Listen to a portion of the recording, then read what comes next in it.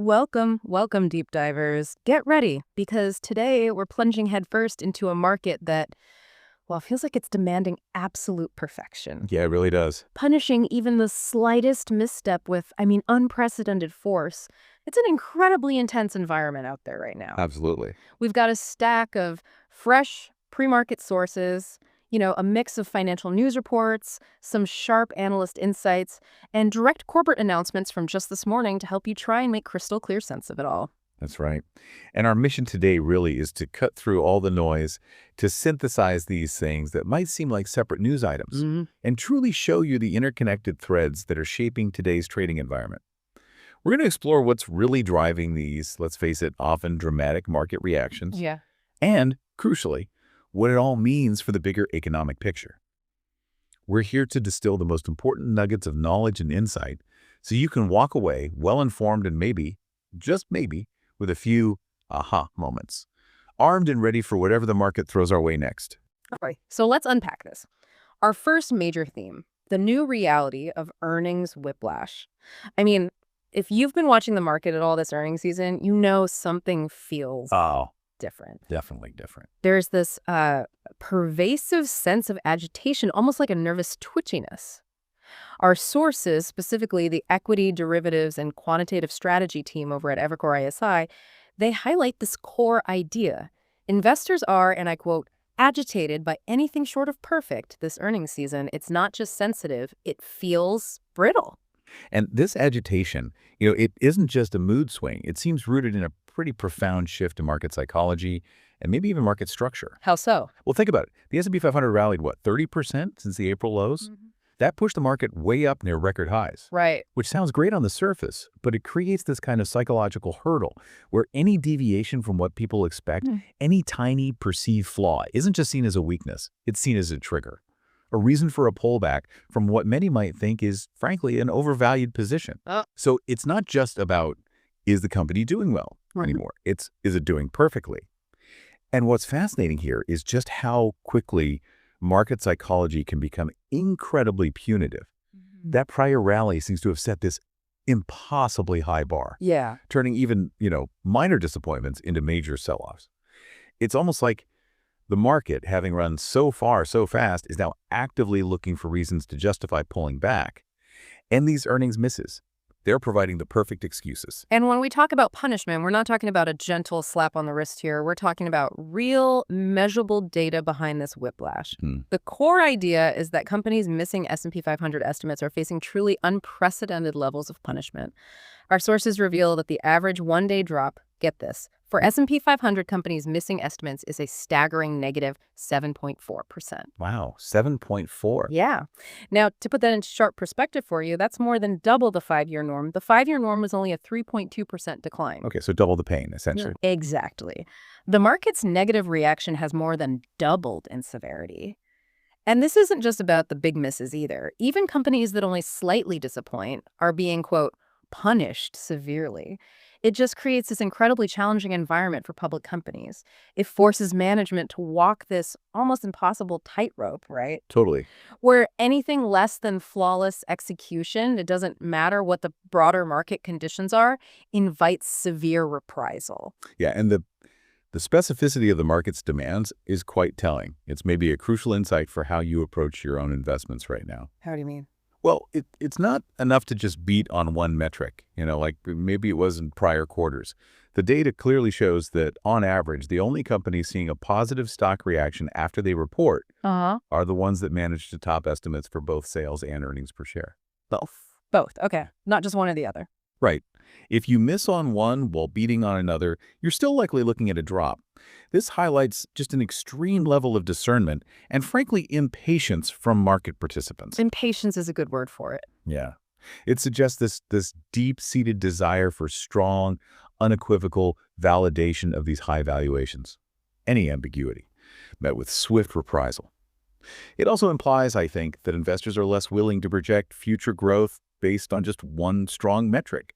They want broad-based strength. here and now. We've got some prime examples of this not good enough phenomenon directly from our sources this morning. I mean, take Novo Nordisk, huge company, strong pipeline, took more than a 20% dive. Why? Weaker than expected sales. 70%, ouch. Yeah. Similarly, supermicrocomputer, SMCI, which we'll definitely dive into deeper in a moment, saw nearly a 20% decline for the exact same reason.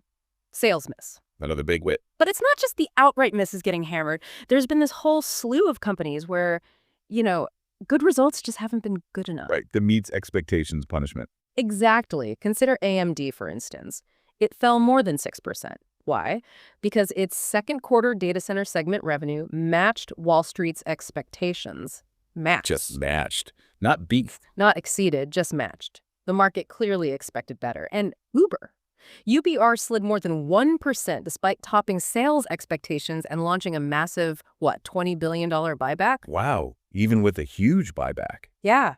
That's an immense capital return plan designed specifically to boost shareholder value, yet the stock still couldn't escape the market's unforgiving mood. It really raises that crucial question, doesn't it? If even good isn't good enough, what does it take to please the market right now? Right. And what does this imply for your own portfolio if you're holding what you thought were strong performers? It's interesting. Analysts like Brian Jacobson, he's the chief economist at NX Wealth Management. He actually predicted this exact scenario. Oh, really? Yeah, he warned we'd be seeing a lot of volatility and a distinct lack of patience from investors. He noted that earnings misses would, quote, get punished a lot more than usual, and that prediction has certainly played out. No kidding. So this isn't really a surprise to seasoned market watchers. It's more like an acceleration of a trend where every single quarter feels like a pass-fail exam. Yeah. Very little room for partial credit. Yeah. It forces you as an investor to really think about how much premium you're paying for that perceived perfection and whether a company's underlying fundamentals can truly withstand this kind of, emotional volatility in the market. It certainly has played out. And okay, while the main flow of earnings reports is going to slow down over the next few weeks, there's one main event still to come. One that will undoubtedly capture the market's full, undivided attention. Ah, yes. NVIDIA's earnings, slated for August 26th. Given everything we've just discussed about this demand for perfection, boy, that's going to be a fascinating watch. The stakes just couldn't be higher. Absolutely. And there's already a warning out here from at least one Wall Street analyst that NVIDIA's remarkable rally, more than 85% since the April bottom? An incredible run. Incredible. That rally itself could put a cap on potential upside for the stock, even if they deliver what everyone expects will be another strong quarter. So even a beat might not be enough for NVIDIA. That's the implication. The bar for perfection is just set incredibly high for these market leaders, and even stellar results might not be enough to justify further, parabolic gains in this specific environment. For a company that's been such a beacon of AI-driven growth, its reaction will be a real bellwether, a signal for the entire tech sector's perceived resilience under this kind of heightened scrutiny. Wow. It really makes you wonder then if even the titans like NVIDIA are facing this kind of scrutiny, what hope is there for smaller cap companies or even companies in less sexy sectors? Yeah, good point. It's just a brutal environment for any company not firing on absolutely all cylinders right now. That agitation for perfection we just discussed couldn't be more evident, really, than in the case of supermicrocomputer SMCI. Which brings us nightly to our second deep dive, SMCI's AI hardware hurdles. Right. Supermicrocomputer was, until pretty recently, an absolute AI server darling, wasn't it? Riding that massive wave after ChatGPT just exploded onto the scene back in 2022. Oh, totally. They were the kind of the unsung heroes for a while there. Yeah. Known for making those immense custom server racks just packed with NVIDIA GPUs. Quite literally the backbone, the picks and shovels for the AI infrastructure, powering this whole generative AI revolution. Exactly. But today, the pre-market action tells a very different and very cautionary story. Indeed. SMCI plunged more than 16% early Wednesday. A stark, immediate reminder of the market's current unforgiving nature we were just talking about. 16%. Gone. Just like that. Yeah. And this was a company seen as a real early mover in the AI market, instrumental in building the specialized hardware needed for training and running these massive AI models at scale. Their history as a pioneer, essentially equipping the AI gold rush. Right. It makes this kind of earnings miss and the market's reaction to it even more impactful to how investors see them now. Right. It's just a testament to how quickly sentiment can turn, especially when a really strong growth narrative encounters, operational friction. And the numbers behind that brutal drop really unpack what went wrong here. Quarterly revenue came in at $5.76 billion. That was notably below the $6 billion analysts projected. Okay, a clear miss on the top line. Yeah. And their gross profit, roughly $551 million, also fell short of the estimated $601 million. So margins under pressure, too. Got it. But it wasn't just the past quarter's performance that spooked investors. Their projections for adjusted earnings per share, the EPS, in the current quarter also disappointed. Came in lower than expected, somewhere between 40 cents and 52 cents. So the forward look wasn't great either. Well, here's the twist. Their revenue guidance for the next quarter did technically top estimates. But clearly not enough. Clearly not enough to prevent that significant drop. The market just didn't see enough compelling forward momentum, I guess, to overlook the immediate misses on profit and the near-term EPS outlook. And if we connect this right back to the bigger picture, the theme of this earnings season, SMCI's miss is just a prime textbook example of the market's agitation by anything short of perfect. Oh, absolutely. The sheer magnitude of the fall. I mean, over 16%, especially for a company in such a hot, high-growth sector like AI hardware. It's just a clear signal of severely reduced investor patience. Yeah. It really underlines the point that any miss, even if it's sort of tempered by some positive forward-looking guidance elsewhere, can trigger a severe, almost disproportionate reaction when expectations are this elevated and the market is this sensitive. It's just a stark reminder that even a market leader, someone riding the biggest tech wave, can stumble and face immediate heavy consequences. And this operational stumble, it leads us to what analysts are now calling SMCI's strategic slippage. JP Morgan analyst Samik Chatterjee noted, and this is telling, yet another quarter of the company's execution falling short of the targets laid out by the management. Oof, yet another quarter. That's not good. Not what you want to hear. It seems SMCI, once the clear leader with this sort of niche advantage is finding its path to scaling up, is just fraught with increasing challenges. That's a very apt observation, and analysts have been voicing increasing concerns, actually, that SMCI's competitive edge in this highly specialized AI server market has significantly dwindled. Why is that? Well, it's primarily because other often larger server companies, think Dell, think HP, they are now also rapidly adopting NVIDIA's reference server designs. Wow, okay. So what was once a unique differentiator for Supermicro, their rapid innovation and highly configured high-density server racks is becoming a more standardized feature across the whole industry. So less unique now. Exactly. It effectively levels the playing field, right? It intensifies the competitive pressure and makes it much harder for SMCI to command the same premium or the same growth rates it once did. The market's suddenly saturated with more players offering very similar, if not identical, core capabilities using those NVIDIA platforms. And when we look behind the veil, beyond just the numbers, the CEO, Charles Liang, he offered some specific explanations for the disappointment. Okay, what did he say? He pointed to, quote, a capital constraint that limited our ability to rapidly scale production. He also mentioned specification changes from a major new customer that delay revenue recognition. And he also explicitly highlighted supply chain bottlenecks in receiving chips from NVIDIA, which is interesting in itself, right? That is interesting. It suggests that maybe even NVIDIA is facing challenges scaling up to meet this just insatiable demand for their chips. And that creates this significant ripple effect throughout the entire AI hardware ecosystem. Everyone downstream feels it. Right. But let's dive a bit deeper into that capital constraint he mentioned. Our sources reveal it actually stemmed directly from a delayed 10-K filing to the SEC. Ooh. Okay, that's not just a paperwork hiccup. For an informed listener, a delayed 10-K is a pretty profound red flag for a public company. Why is it such a big deal? Well, several reasons. First, it put SMCI at risk of being delisted from the NASDAQ.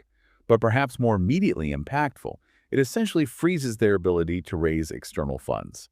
Lenders won't extend new credit lines, right? Investors won't commit new capital through stock offerings without certified, current, transparent financial statements. Basically cuts out their funding. Pretty much. It signals operational weakness, often triggers default clauses in existing loans, or just makes any new financing prohibitively expensive. And that directly stifles their ability to scale production to meet the very demand they're supposed to be serving. Wow. And look, this isn't exactly a new issue for SMCI either. It adds some context from last year when that scathing report from the short-selling firm Hindenburg Research came out. I remember that. Yeah, accusing SMCI of accounting and export controls violations. And that was followed by a DOJ probe into its accounting practices and eventually the resignation of its accountant. So these fundamental operational, financial, and compliance issues, they highlight a deeper vulnerability that seems to have clearly impacted their ability to execute now. So what does this all mean for you listening in, whether you're an investor or just watching the tech landscape? Yeah. What's the takeaway? It's a critical reminder, I think, that even in these incredibly high growth, seemingly unstoppable sectors like AI, the boring stuff matters. Fundamental business operations, stringent financial compliance, robust supply chain management, they're just as crucial, maybe even more so than the cutting-edge innovation itself. Absolutely. Get the basics right. Right. A single hiccup in any of these foundational areas can dramatically derail a stock's trajectory, even for a market darling that was previously soaring on the wings of this exciting narrative. And this raises an important question, looking beyond just SMCI for the broader AI server landscape. Is SMCI's fall merely a company-specific issue, deeply rooted in its own distinct operational and compliance challenges? Or is this something bigger? Or is it a broader signal for the entire AI hardware sector? That mention of supply chain bottlenecks, getting chips from NVIDIA, for instance, that could suggest more widespread challenges in the industry's collective ability to scale up and meet this immense, almost overwhelming demand. And as more companies adopt NVIDIA's reference designs, does it level the playing field too much for early movers like SMCI? Does it erode their first mover advantage and push them into a more commoditized market? Or does it simply highlight the intense capital, operational, and supply chain demands inherent in this rapidly expanding, incredibly complex market? Maybe suggesting that only the most robust and financially sound players will truly thrive in the long run. Fascinating questions. Okay, let's pivot now. From a market darling taking a bit of a tumble to one that just completely defied all expectations. A positive story. Yes. Our third deep dive brings us to Shopify's tariff triumph. Amidst all the doom and gloom we just talked about with earnings, misses, and punishments, Shopify just drops the mic and walks off stage with a blowout quarter. That's certainly one way to put it. E-commerce titan Shopify, ticker SHRP, delivered a surprisingly, maybe even shockingly strong performance, especially given the escalating global trade tensions and this ongoing tariff saga that has so many other companies feeling the squeeze. Right. They didn't just beat profit forecasts, they blew past them. And revenue grew more than 30% year over year. Yeah. That kind of robust growth in this economic climate is genuinely remarkable. It definitely caught a lot of analysts off guard. And the market reaction, absolutely loved it. Shares rocketed, what was it, a whopping 21% after the announcement. Huge jump. Yeah. Our sources even note that Shopify is now flirting with those pandemic-era highs again. And get this, it's become the most valuable stock in Canada. Wow. King of the North, eh? Huh, maybe. But it really begs the question, how did they pull this off when so many other companies are feeling the pinch from these exact same global pressures? It really seems like they found some secret sauce, some way to thrive where others are just struggling. Well, what's truly fascinating here, I think, is the sheer resilience it points to. Specifically, the resilience of the American consumer, or at least their willingness to keep spending on goods facilitated by platforms like Shopify. Keep clicking by. Exactly. The results explicitly show U.S. consumers are still very much add-to-cart happy, despite all the tariff noise. The CFO, Jeff Hoffmeister, said it really clearly on their earnings call. He said, quote, "So far, we are seeing no slowdown from the tariffs, and that includes up until early August where we are today." Wow, right up to now. Right up to now. And then Shopify's president, Hurley Finkelstein, he affirmed it on CNBC, saying the millions of stores on Shopify are doing very, very well. This directly challenges that common narrative, right? The one that says tariffs immediately cripple consumer spending. Yeah, it doesn't seem to be happening here. It suggests that, for now at least, either companies are eating the tariffs, absorbing some of the costs themselves to protect consumer demand, or maybe consumers are just less sensitive to marginal price increases on certain types of goods than economists might predict. Or maybe the Shopify merchants are just nimble. That could be part of it too. It could speak to the inherent agility of Shopify's merchant base. A lot of them are smaller businesses. Maybe they're better able to adapt quickly to supply chain shifts or price adjustments compared to larger, more rigid corporations. That consumer resilience is just striking, though. Almost as if, for the average shopper, that immediate urge to add to cart is just outweighing the kind of theoretical impact of a trade dispute far away. Yeah, the dopamine hit wins. Huh. But this strong consumer activity, it's particularly curious when we place it against the broader macroeconomic puzzle. Our sources explicitly note these twin economic dynamics at play, a weakening labor market, but plenty of signs of reassuring consumer spending. It's a real contradiction, isn't it? How does that work?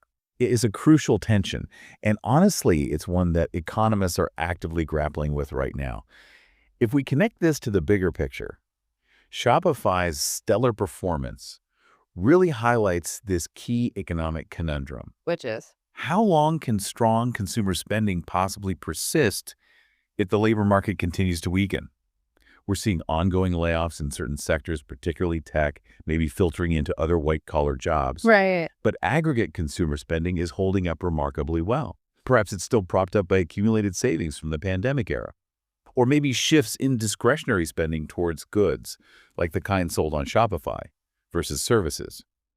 It's hard to say definitively. So for you listening, this means understanding that the overall health of the economy isn't giving us a single clear signal right now. It's murky. Exactly. Is consumer spending just propping things up temporarily, a lagging indicator that will eventually follow the labor market down? Or is there something more fundamental happening? It's a really delicate balance, and how this tension resolves itself will likely dictate much of the economic outlook for the next year or so. And what about the longer-term outlook for this consumer resilience? Can it last? The sources do acknowledge that, quote, given enough time, however, the full impact of tariffs and further jobs deterioration could finally put the squeeze on the American shopper. Makes sense, right? After all, buying your way through a trade war is a lot harder to do without a job. Precisely. And the key takeaway from the sources on this is that potential inflection point hasn't arrived yet. Emphasis on yet. Right. Not yet. But this invites us to think about it. What would be the specific triggers for that inflection point? How quickly could things shift if, say, the labor market weakness broadens out significantly beyond just a few sectors, or if companies reach a point where they just can't absorb tariff costs anymore without passing them on much more aggressively to consumers? Could happen fast. It could.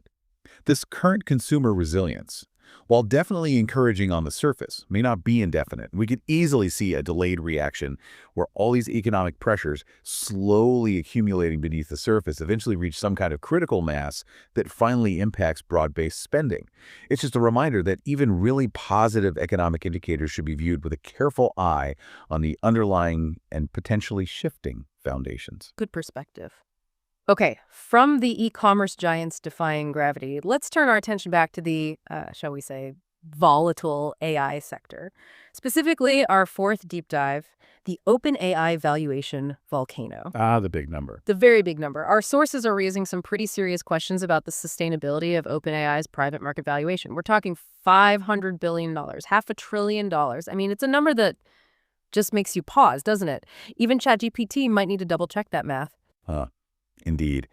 Kimberly Forrest, she's the founder and CIO at Boca Capital Partners, along with Yahoo Finance technology editor Dan Howley. They're weighing in on the substantial risks tied to this just immense private valuation.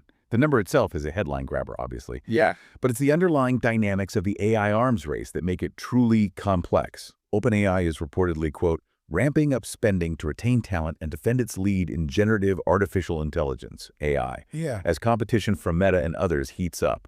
This isn't just about market share anymore. It's about a relentless, incredibly high-stakes battle for intellectual capital, the best minds. So it's very much a talent war then. That's what it sounds like. Our sources confirm that OpenAI has seen some of its talent snatched away by the likes of Meta. I mean, that just underscores the intense high-stakes competition for the top AI researchers and developers, doesn't it? Absolutely. It suggests that even the perceived leader, the household name, isn't immune to these competitive pressures for the brightest minds in this really nascent field. It absolutely does. Yeah. And a stated need to, quote, build up the funds again to spend on infrastructure and talent is a direct and frankly necessary response to this competitive pressure. But it raises an important question, right? Which is? In a field like AI that's evolving so incredibly rapidly, is this aggressive spending on infrastructure, think massive compute power, specialized chips, and on human capital, is it a necessary defense mechanism to maintain market leadership? A kind of investment in future dominance? Or is it a sign of a potentially unsustainable burn rate, one that could eventually erode shareholder value, especially if the path to actual consistent profitability is nearly as clear as the spending ramp-up seems to be? Maintaining a lead in this space requires constant, massive investment in innovation and people. It creates this almost self-fulfilling cycle of expenditure just to stay ahead. And the competitive landscape isn't exactly getting any easier for OpenAI, is it? I mean, while they're currently seen as, the leader in the space, the household name, maybe the first ones to really come to prominence. Right, the brand recognition is huge. Huge. But the sources make it explicitly clear that competition from Meta and others heats up. This isn't just about a few scrappy startups anymore. We're talking about tech giants with immense resources now fully engaged in this fight. This is the classic tech battle, isn't it? We've seen this movie before, the early mover advantage versus the deep-pocketed competitors who can leverage their existing resources and scale. Like Meta. Exactly. Meta, Google, others. They bring significant financial might, vast user bases, extensive research capabilities. They can potentially catch up or even surpass early leaders through just aggressive investment, or maybe by releasing powerful open source models that challenge the proprietary ones, or just by integrating AI deeply into their existing massive product ecosystems. Right. The real question becomes whether OpenAI's first mover advantage, that strong public perception, can actually withstand the relentless, incredibly well-funded innovation coming from its rivals. All of which leads us back to the core challenge here, navigating these private market risks, especially concerning such a colossal valuation. For you, our informed listener, how do analysts even begin to justify a $500 billion tag for a private company in the AI market, particularly when you try to compare it to public market metrics or, traditional tech company valuations? Are they just using a completely different rule book? Well, what's fascinating here is precisely that tension. The tension between the perceived revolutionary impact of generative AI. Which could be huge. Could be absolutely massive, right? Yeah. Between that and the fundamental financial metrics we traditionally use to justify valuations.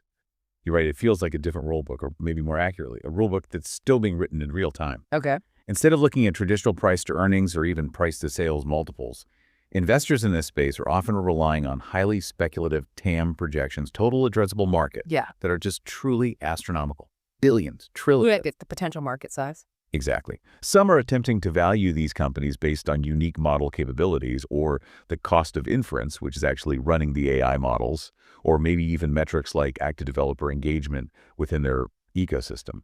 But ultimately, it often seems to come down to a form of discounted cash flow model, where the cash flows are based on highly uncertain future revenue streams and just a massive bet on a dominant winner-takes-all scenario playing out down the road. So less about today's profits, more about tomorrow's kingdom. Precisely. It's far less about present profitability and much more about projecting exponential future market capture and the sheer transformative power of the technology itself. The huge challenge, of course, is anchoring any of these incredibly optimistic projections to anything tangible today. Okay. So for you listening, this means really trying to understand the critical difference between the undeniable hype surrounding AI and the potential for sustainable long-term value in the sector. Are these sky-high valuations built on solid ground? Are they underpinned by robust, scalable business models that can actually make money? Or are they built more on the promise of future dominance, a promise that could easily be eroded by new competition, rapid technological shifts, or even just changes in overall investor sentiment towards risk? It's truly the core question in generative AI right now. The bulls, they would passionately point to OpenAI's undeniable leadership, its powerful brand recognition, the transformative, almost boundless potential of AI across literally every industry imaginable. Okay. They see the aggressive spending as a necessary investment to capture an exponentially growing market that could potentially dwarf previous technological shifts like the internet or mobile. Here's us. Well, the bears would highlight the massive ongoing spending and the sheer cash burn rate. They'd point to the evident talent attrition to these well-funded competitors.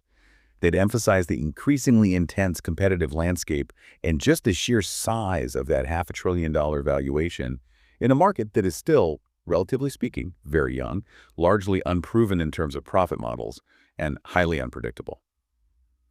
Both perspectives hold valid points, honestly. Yeah, you can see both sides. And the future trajectory will really depend on which set of forces ultimately prevails. The visionary promise or the hard realities of market competition and eventually financial sustainability. Okay. Wow. All right. For our final deep dive today, let's shift gears again. From the somewhat abstract valuations of AI to the very tangible ground of global trade and manufacturing. We're talking about the tariff tango and Apple's big move. Right, bringing it back to geopolitics and supply chains. Exactly. Our sources indicate that former President Trump is actively using tariffs not just as a tool of, say, trade balance, but as a direct instrument of foreign policy and economic leverage. This isn't just about balancing imports and exports anymore, is it? It feels like it's about exerting geopolitical influence through economic means. That's a crucial distinction, yeah.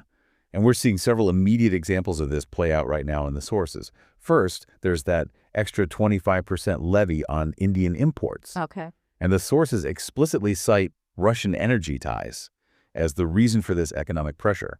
It's set to take effect within 21 days, so very soon. Wow. Okay. Direct link to foreign policy. Definitely. Then we have the 39% surcharge on Swiss exports, think luxury watches, Nespresso coffee capsules that is apparently already in effect.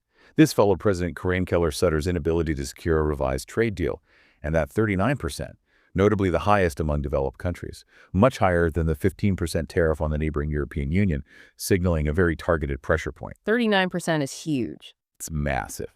And finally, there's the broader threat of a potential 100% tariff on semiconductors, but with an explicit, strategically placed exemption for companies willing to move production back to the U.S. A clear incentive to onshore. A very clear carrot-and-stick approach. So if we connect this to the bigger picture, these tariffs, they're not just about trade deficits anymore. They're clearly being used as a geopolitical lever, which, okay, raises an important question. How effective are these tactics really in shifting global supply chains fundamentally versus maybe just raising costs for consumers or companies in the short term? Right. Or perhaps just incentivizing temporary, maybe even superficial compliance rather than deep structural changes? And what's the collateral damage along the way?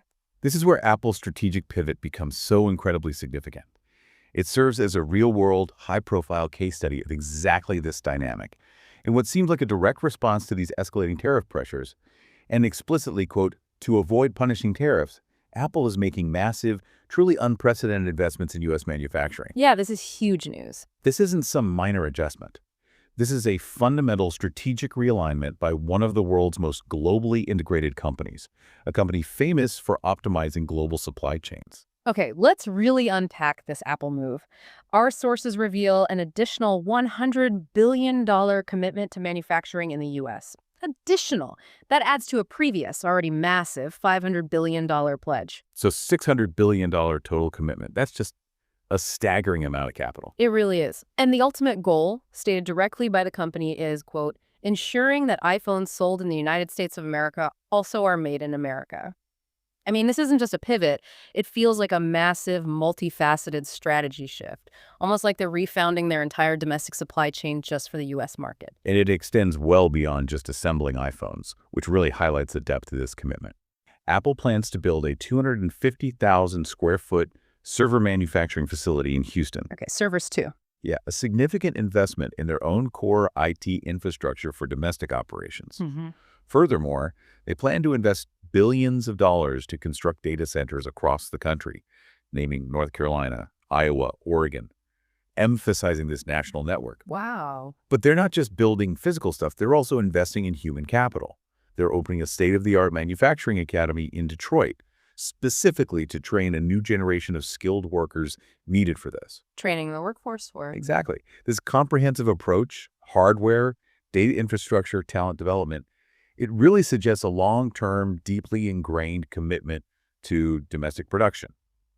It signals a belief, perhaps, that reshoring, or at least regionalizing, is becoming a fundamental necessity, not just a political talking point. So what does this all mean for you listening in, whether you're a consumer, an investor, or maybe someone working in manufacturing or logistics? Yeah, what's the signal here? This feels like a clear signal of a potential long-term, maybe even fundamental shift in global supply chains. Think about it.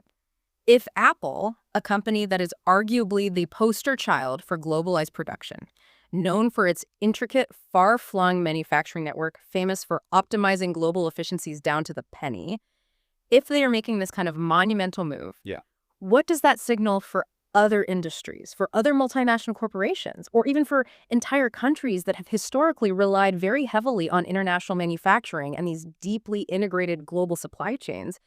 It feels like a massive leading indicator of a significant reevaluation of global economic interconnectedness. It's a powerful, real-world example of exactly how tariffs and these broader geopolitical pressures are directly driving reshoring or friendshoring efforts. Companies are being forced to internalize potential tariff costs, absorb greater supply chain risks, or strategically shift production locations simply to mitigate these growing economic and political uncertainties. Apple's announcement of a new manufacturing program designed to bring more of Apple's supply chain to the U.S. with an eye toward assembling additional critical components domestically is essentially a blueprint for this trend in action.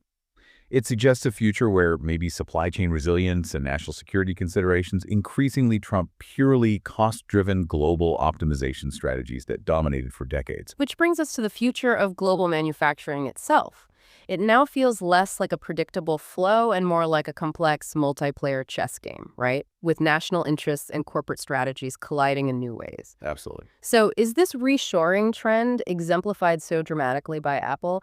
Is it a permanent, fundamental shift in the global economic landscape? A genuine re-architecture? Or is it more of a temporary reaction to the current political climate and trade tensions, something that might reverse course if policies change or administrations shift? That's the trillion-dollar question, isn't it? And it raises really important considerations for society at large. What are the actual economic benefits and drawbacks of such a massive shift towards more regional or national self-sufficiency? Who ultimately wins and who loses in this kind of scenario? Yeah. Does it lead to more resilient, secure supply chains, which could provide stability in times of crisis? Absolutely possible. Or does it simply introduce new costs and inefficiencies into the system, potentially leading to higher prices for consumers, or maybe even reduced overall global economic growth? Big trade-offs. Huge trade-offs. And if we try to tie all of today's threads together, if we consider that agitation in earnings season, that market demanding perfection and stability, combined with Apple's monumental shift towards domestic manufacturing, layered on top of these ongoing tariff pressures, Yeah. it really raises an even broader, more fundamental question for all of us to ponder. Okay, what's the final thought? Are we witnessing the very beginning stages of a fundamental re-architecture of global trade and investment, a move away from the hyperglobalization we've known for decades towards something more like regional self-sufficiency? And if so, what are the long-term societal and economic implications, not just for the stock market, but for everyday consumers, for workers, for communities around the world? Wow, what a fantastic and frankly deeply thought-provoking question to leave you all with today. From that perfectionist market demanding flawless earnings to the AI valuation volcano, from the surprising resilience of consumers in the face of tariffs, all the way to the profound reshaping of global supply chains by giants like Apple. Today's market signals are, well, they're complex and, as we've seen, deeply interconnected. They really are. We sincerely hope this deep dive has given you a clearer, perhaps more comprehensive understanding of these critical market movers and the forces behind them. Keep those critical thinking caps on. Definitely continue to explore how these trends might impact your own industries, your investments, and maybe even just your daily life. Thanks so much for joining us for this deep dive.